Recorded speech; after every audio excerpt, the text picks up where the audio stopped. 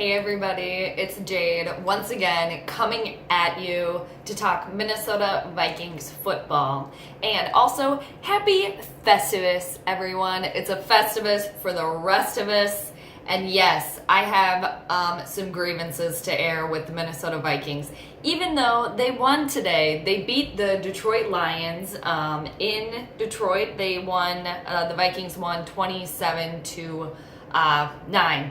So, good job. Way to go, Minnesota. You were supposed to win the game. You're controlling your own playoff destiny still, so way to go. Good job. But even so, that whole game was just an absolute bore. It was a snooze fest. Minnesota just played pathetic. They still played pathetic. I believe their first 4 possessions on offense, they had a total of 5 yards. Oh, way to go. Good job. You're not going to beat anyone good playing like that. Not at all. Kirk Cousins, once again, playing scared. Yeah, had the Hail Mary throw before halftime to Kyle Rudolph. That was lucky. The reason Kyle Rudolph caught that was because he's probably a foot taller than everyone else around him. The throw was decent, but I don't trust Kirk Cousins. I don't trust anyone on this offense. But the end of the second quarter until they made a first down conversion, that's absolutely pathetic. That's pathetic. That's not what actual winners do. It's not. The Vikings, however, they have a winning record. They moved to 8-6-1. Detroit moves to 5-10. So Philadelphia beat the Houston Texans also this afternoon. So they are right on Minnesota's ass for that 6th and final playoff spot. So Minnesota, you're going to have to actually beat a team with a winning record because the Vikings still have not done that yet this season. So they're going to have the opportunity when the Chicago Bears come to Minneapolis this next Sunday. So things got a little bit more exciting now that Philadelphia beat the Texans because that was won by a field goal right at the end there. So today, Minnesota, the defense, once again, stepping up, doing what they had to do. They kept the Lions out of the end zone all day. Very well done. Held them to 3 field goals, 9 points. The Minnesota offense scored 27 points, but the Hail Mary was lucky. Dan Bailey, he made all of his field goals and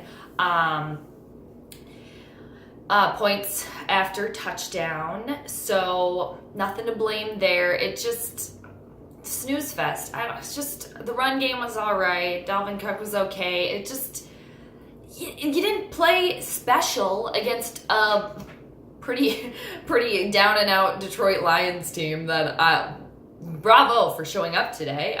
Played, but in the first, especially in the first quarter, it's like, maybe the Lions might actually beat the Vikings today, and that would not have shocked me because the Vikings were down 9-0 at one point in this game. So a lot of work to do as far as the Vikings go. It's just, I'm really glad though. The one thing that I was like, finally, and I think it was probably because BB was off of the injured list, so he was back in, but Laquan Treadwell finally on the inactive list. Good. Stay there for the rest of the season. For all time.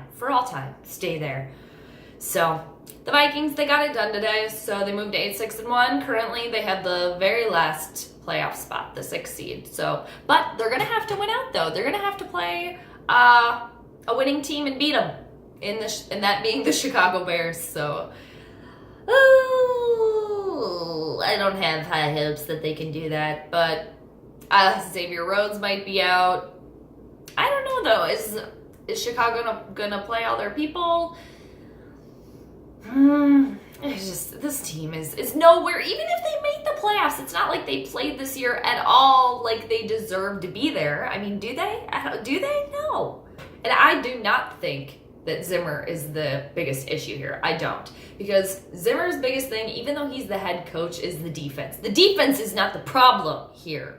It is the offense and seemingly special teams, even though special teams Bailey's been making them. So it's just, the Cousins thing, I can't get over it. I cannot. I'm not going to get on the Cousins caboose. Not doing it. I can't drink the Kool-Aid. I can't trust him. And Rudolph made up for that awful play right before the Hail Mary. He didn't get on. He clearly didn't know that the team had a timeout. When you don't know, you have to know what's going on. Okay, when you at least know what's going on out there. Even if the ball is not coming to you, you need to know what is going on. It's just preschoolers. This team, preschoolers, the purple preschoolers. That's what they are. They're gonna skirt into the playoffs probably one way or another. They're gonna, even though I do not think they deserve to be there at all. As a fan, we get to watch more though, so that's more exciting. But they're an embarrassment. It's like a parent telling their kid they're disappointed in them. I assume that's what it feels like, something like that. Oh, whatever. Well, this makes at least the last game of the season exciting, so that's good, right? Purple positivity, right? Woo. This is Festivus for the rest of us, isn't it? That's right. All right, Purple Nation, have a great holiday. The Minnesota Vikings, like I said earlier, they moved to 8-6-1 after that just pathetic gameplay today. But they won, but they played an even more pathetic team. Purple pathetic. The pathetic purple. Blech. All right. But they can beat a winning team, and that being the Chicago Bears next week. So they're going to have to do it. Control your own destiny and then get into the playoffs and then embarrass yourself there. Because if this team makes the playoffs, they're going nowhere. But NFL's wild, like I keep saying. But that's what makes it fun. Happy holidays, everybody.